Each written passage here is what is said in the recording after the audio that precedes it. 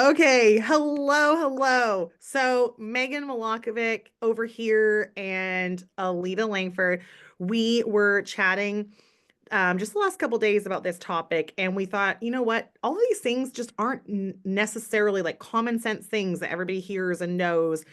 And we wanted to talk about the drive to diamond and some of the things that maybe you wouldn't be thinking about, or some of the sacrifices that we made to get there and what that really requires. And just like kind of conversational, this is going to be casual, but it's just going to be really real and authentic because we've noticed that there's things that's like, oh man, we just kind of did that. And Megan made a good point to today because she was like, well, our husbands were really like, if you're going to do this, you got to do it. So we have that masculine energy kind of behind us being like, it's time, we're going to do this. And so we thought this would just be kind of a fun, um, and maybe not fun, to be truthful. Like, this is not maybe make you feel good, but it's going to make you feel empowered to know it doesn't matter your personality type. If you really want this, you're going to make it happen. And so really this is a call, like the drive to diamond, but also how do we make ourselves unstoppable?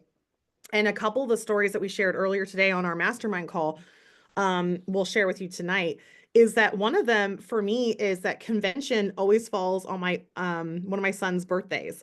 So for the last 9 years, I have missed his birthday. And now it's like the biggest blessing in my life to hear him talk about how proud he is of me, to tell his teachers that how much he respects me and what I've built.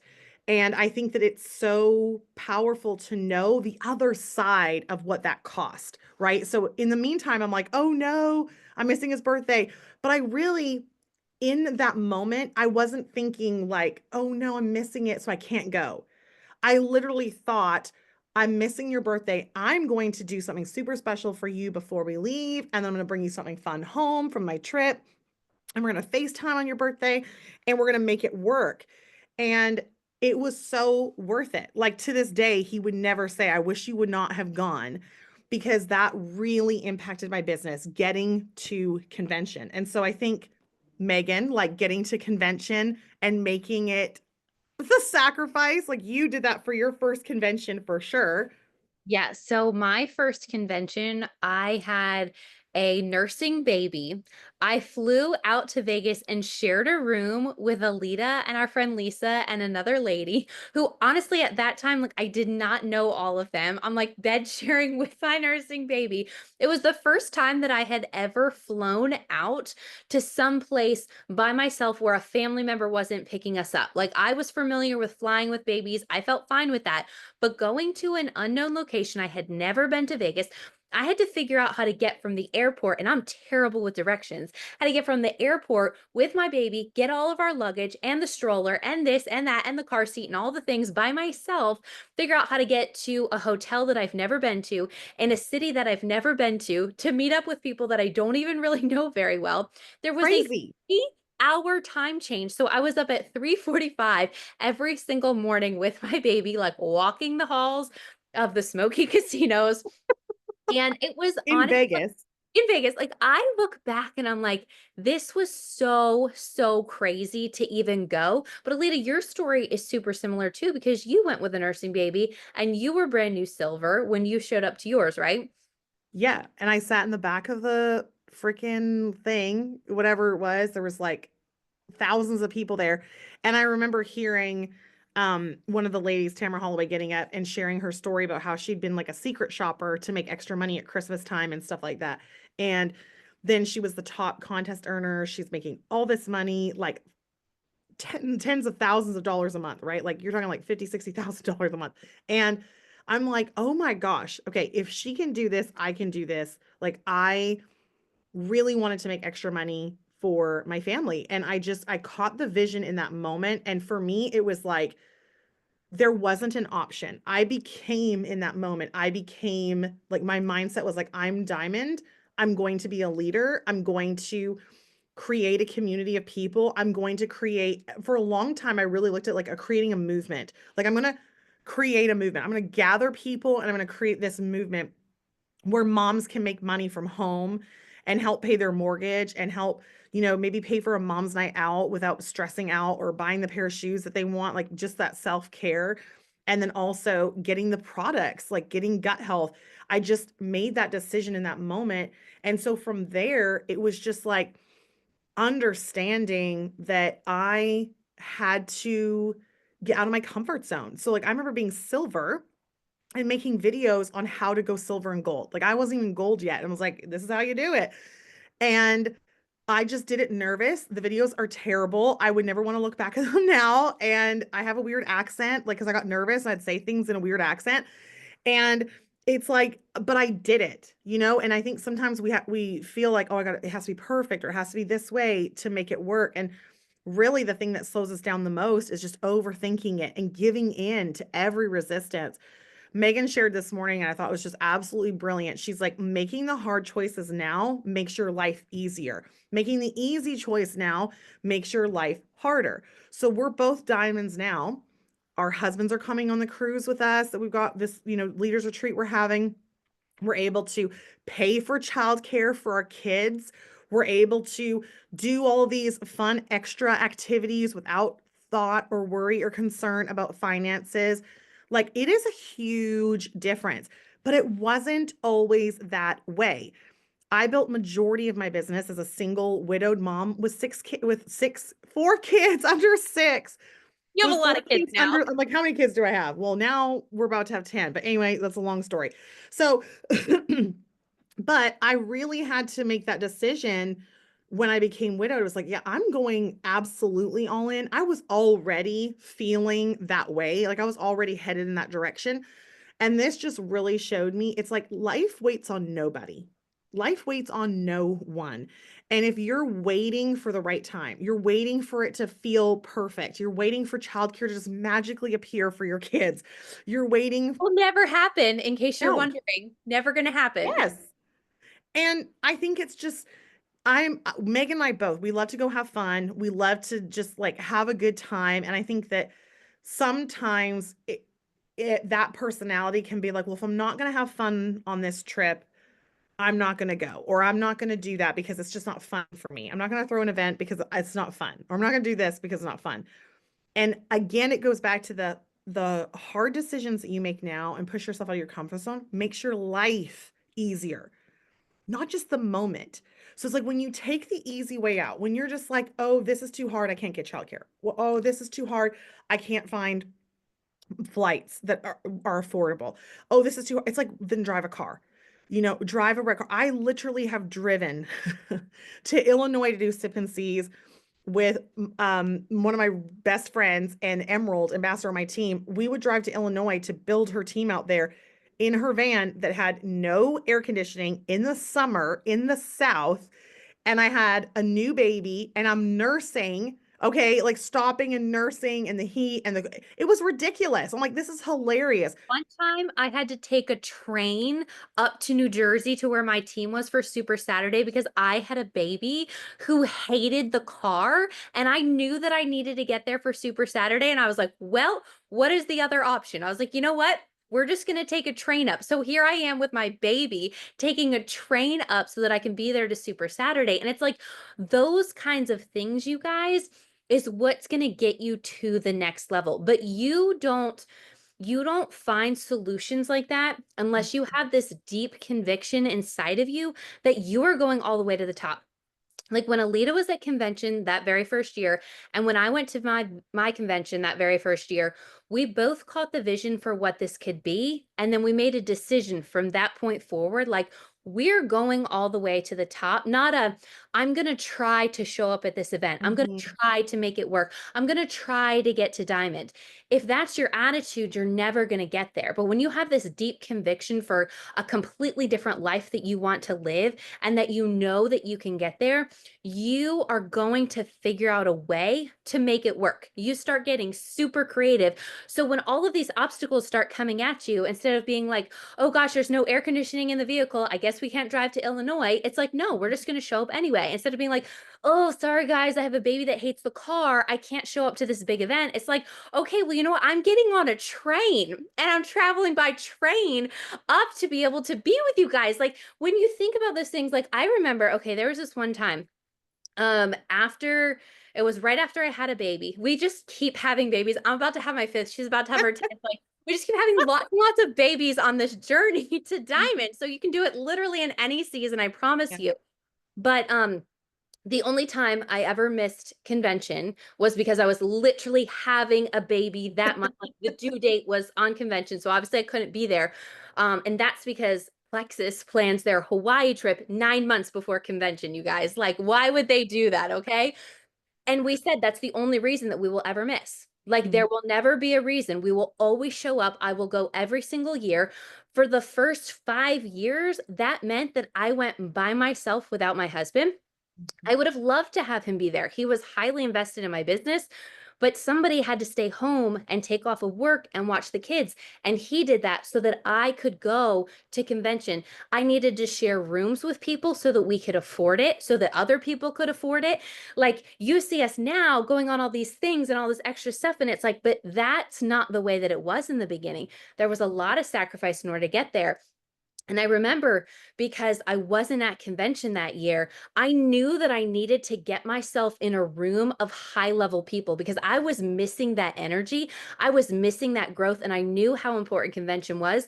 And so, there was this huge retreat, this mastermind retreat that Brooke was putting on out in Utah. It was the very first one.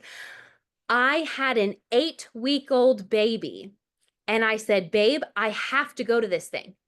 I was I Emerald at the time? Yeah, I think I was Emerald at the time. I think, Emerald. yes, And it was a mindset training. It was like investing in yourself to build your business bigger. Yeah. yes, and So they good. brought in all these speakers, and you had to be senior Ruby and above to go. So I looked at all these people who were going to this event, these top level diamonds that I admired so much, but they didn't know me from Adam. I didn't know a single person who was going to this event, and I just said, I have to go. I don't care what it costs. I don't care that I have an 8-week-old. Like, I have to get in the room and be around this energy so that I can up level, so that I can network, so that I can learn. I had to take 3 flights out to Utah, 3 flights there, 3 flights back. We had to stay in the city. I had to get, like, by myself again from the airport here, rent a car because we had to drive 2 hours to Bear Lake where this retreat was happening. And then I shared a car with people I didn't even know. I met Bridget Kroll there, adore her, like, really glad I met super good people. But I mean, just think about how scary that could have been for a moment. But I was like, I don't care. Like, I have to do this. And it was hard with an 8-week-old. I'm not sure if you've had a baby, but like, that's not like the greatest time, right? And so a lot of the time I just sat in the back. Sometimes I even had to step out of the room, but it was about me and my mindset and up leveling and getting there. And there were so many reasons why I could have found to not go, but I was so hungry to grow, to learn, to network. And so many of those people now I'm really great friends with, right? And I admired them and I got to learn from them. And it was such a life changing experience. And then within that next year, we went diamond. We double ranked sapphire and diamond. And I don't think those things would have happened if I hadn't mentally been willing to invest in myself, when honestly, it did not really seem like it was an income producing event, right? It cost us, it sacrificed time, it sacrificed money. It was all of these different kinds of things, but I knew I needed to be in the room. And you getting in the room of certain events, whatever that looks like for you, if you have diamonds that are hosting an event, or it's Super Saturday, or it's Leaders Retreat, or it's convention, or whatever it looks like, you need to get in the room, because leaders are born at events and they grow. So, I mean, there's so many reasons why you could not show up to those things. But again, when you have this conviction that this is where I'm going, what do I have to do to get there? How do I have to think? Who do I need to become in order to get to this place? You are willing to do it because you can see the light at the end of the tunnel. Yes, I love that so much. I was even thinking about, like, I had this coach that I paid. Remember, Megan was messaging me about this. She's like, "This is so crazy." I'm a single mom at the time and not making like all kinds of crazy money, but just, earning enough to provide for us. And he was $5,000 like flat fee. And I'm just like, oh my gosh, oh my gosh. I said no at first. And then I came back and I'm like, no, I want to be a diamond. And I knew it was going to require something else. Like, it was requiring a leap of faith. And I think that so many times we see diamonds and we think there's no risk involved. Oh, it must have been easy. They must have just like, it must have happened for them. It must have gone well for them. But what we're trying to say is you may not have to spend the money. You may not have to take an 8-week-old baby. That may not be your journey, but what are you risking? What are you sacrificing? What are you saying yes to instead of no to? And are you giving into the resistance every time it pops up? Like Megan could have been like, okay, I'm going to go. I don't care that I'm an 8-week-old baby. Oh, and then you got to drive 2 hours after you get there. Okay, maybe that's a little too much, right? Like she could have decided at any point, I don't know anybody there. I have to share a room with somebody I don't know. Oh my gosh, they're so much better than me, right? I'm all the reasons in the world to not say yes were evident. It's the people that say yes anyway that start to see success happening. And I think that sometimes it's like, how would you know that unless you have someone share these stories with you? Where you hear, oh, wow, it didn't just happen. Like they had to sacrifice things and give things up to get to that next level. But again, it's choosing the hard in the now for the easy life later. I Yeah. really, really love that. And that conviction of like, I'm diamond, like I already see myself there. So what would a diamond do? Would a diamond ever miss convention? Would a diamond ever, just not come to a leader's retreat? So I really love that, Megan. That's a good point. Well, and I think too, like when it comes to the kid stuff and the mom guilt, okay, like it is real. And Mm-hmm. your mind is going to try to find all of the reasons, and it's a very like worthy thing, right? Because our minds are like, oh well, but it's for our kids. But truly everything that we were doing and the sacrifices that have been made along the way, it was Yes. for our kids. Like you ask my kids now, they are, and your kids are the exact same way, Alita. You could ask any one of them, all 10 of them. Yeah. Like they're so, so grateful. Like my kids tell me all the time how proud they are of me, how Mhm. grateful they are for the life that we live. When my kids were younger, when I just had two of them, and my husband used to work in a job, like, get up and leave 8 to 5, was gone all day. My kids used to stand at the door and they would chase him down the sidewalk and they would cry every single day because they hated having their dad gone. Okay. That's where we started. And our kids were on Medicaid and we had $100,000 in student loan debt hanging over our heads. Like there were a lot of things not going well. Okay, fast forward to our life now. I mean, my kids can pretty much do anything that they want. My husband is at home all the time. Like our last baby, he is such a daddy's boy, and it's been such a different experience because he's here and he's home with them. Like it's so, so different. And I'm really glad that I didn't let those temporary things and those temporary inconveniences or that temporary guilt, right, stop me from saying yes to those things. Like I even remember one time it was my son's second birthday, and there was this huge announcement that was coming out from Plexus. It was when they announced the Joyum line. That's how long ago it was, okay? He's 8 years old now, just so you know. So this was his second birthday. And I actually think that's the month we went Emerald. And I remember being like, I had a huge team in New Jersey, and I said, I have to fly out there. Like I have to, or drive where, I don't know. I've lived all over. So we were like, we have to go out here. And it was on his birthday was the big event. And we had this big old thing planned at our friend's house. And I wrestled with this, right? And I thought, oh gosh, it's his birthday. Like Phil couldn't come with me. He needed to stay home. And I thought, what am I going to do? And I said, you know what? I'm going to turn it into his birthday. Like he's Mhm. 2, he loves kids. And so, sure enough, we played our event. We had our event there. Everyone brought their kids.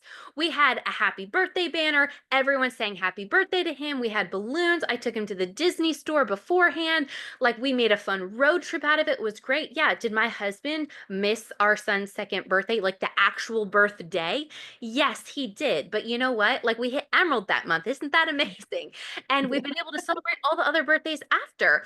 And Mhm. so that was a way, right, that you can see an obstacle and be like, I can't make this happen. But I knew that I needed to show up for my team. So I got really creative and said, how can I make this work? And how can we still celebrate him? For his 8th birthday, we had Gold School and it was in Philly.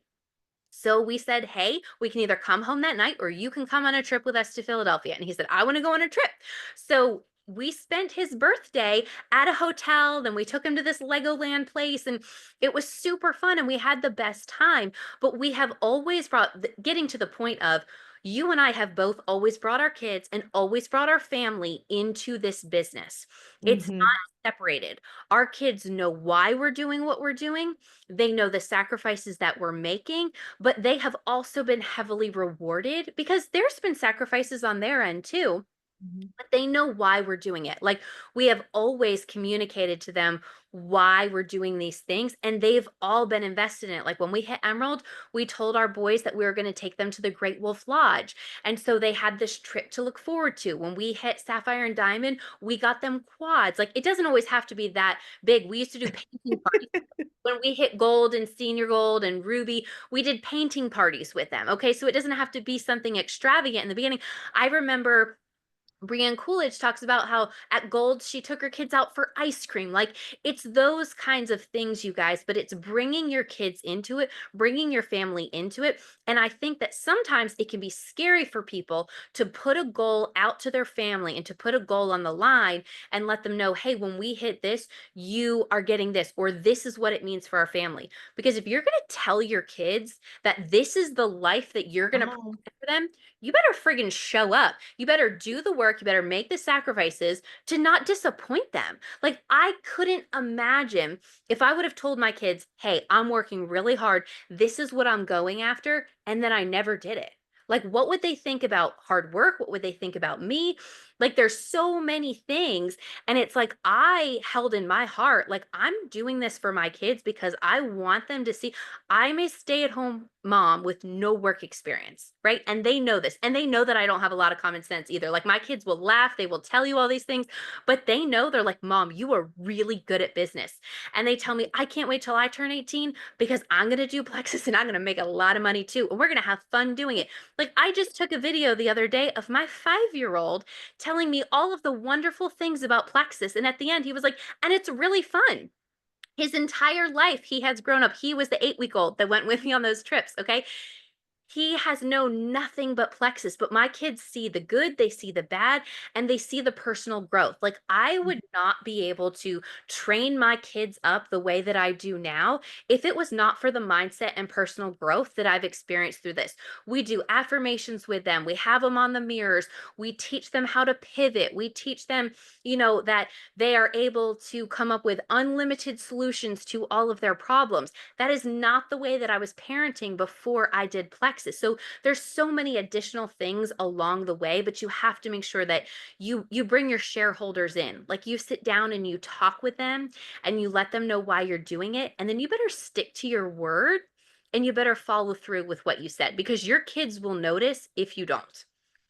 Yes, and it's that conviction. It's that conviction of I'm doing this. And to have your kids, my kids have grown up in Plexus too, and now to have teenagers and for them to be like, I'm so proud of you and I respect you so much is I can't even describe to you how good that feels to know that they recognize it, right? That they recognize the hard work. And so, what I thought would be harmful, what I thought could be distracting for them or could be damaging to them in some way, like, oh no, I'm missing this, but on the day to day, I pick them up, I drop them off. I'm at every sport game. We are afforded opportunity like we never would have experienced before, taking them on ski trips to Canada, taking them on cruises to Punta Cana. They get all of these life experiences that we never could have given them before.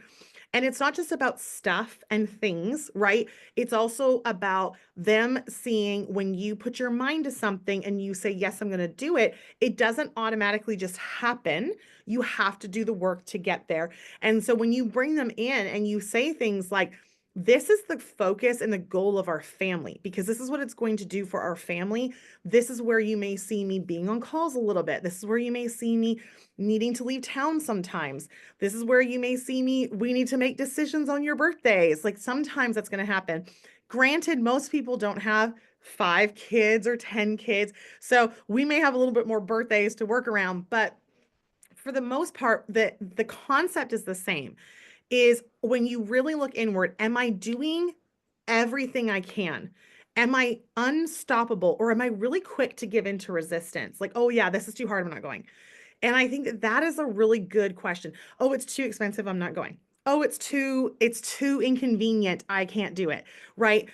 And there are times that it feels inconvenient. There are times that it feels like really stressful to make it work, but it's always been worth it to get yourself in the rooms with people who are where you want to be, where they think differently. And when I say think differently, I really mean they're looking for solutions instead of looking for resistance to say no. When you're looking for resistance to say no, you're going to find it. You are going to find it. So that is just, I think we can wrap this up. Megan, do you have anything else that you wanted to? I think it's just keeping in mind that yes, you might be missing that one small brief moment in the whole experience, but it's so that you can be there for the other 20, 50 things that are coming in the future, so that if you really want your spouse to be able to have more time with the kids too, right, like you're making that one small sacrifice so that later on you both can have more time, like she's saying, picking the kids up every day from school, being there for all the sporting events, doing all those things. Yes, there are some very small moments that I have missed and that I haven't been there, but for all of the other big things, you guys, we're there on a daily basis, right? To be able to show up the way that we want to show up, when we want to show up, to be able to say yes to the kids. We're not frantic when there's snow days because we're at home with them. We get to choose our schedules. We get to choose the things that we say yes to. So it's that long term time freedom and that long term financial freedom because you had the vision to make short term sacrifices for those long term gains. Boom. I love it. Here's the moral of the story, the bottom line. However long your not willing to do list is long is the basically the longer it's going to take you to get where you want to go if you can even get there at all. There needs to be a very short list on that. I'm not willing. I'm unwilling to do this for my business. And again, it's short term for long term. I love that. I keep going back to that. It's like money's going to give you the choices. It's doing the hard in the moment so that your life is easier versus doing the easy thing in the moment so that life is harder. You don't want life to be harder. You want it to be easier. So I loved this. I love that we got to kind of just do this conversation on here. And we hope this is helpful. So have a great night.